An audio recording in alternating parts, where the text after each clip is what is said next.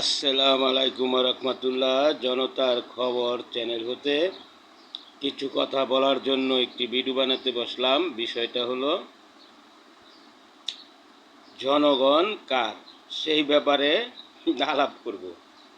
ভিডিওটা সাবস্ক্রাইব করবেন, লাইক করবেন এবং চ্যানেলের পাশেই থাকুন। যেমন প্রতিটি রাজনীতি দল বলে জনগণকে পাশে নিয়ে ইমুক করব সিমুক করব, অর্থাৎ জনগণ যে কার সেটি এখন বুদ্ধ কামনা।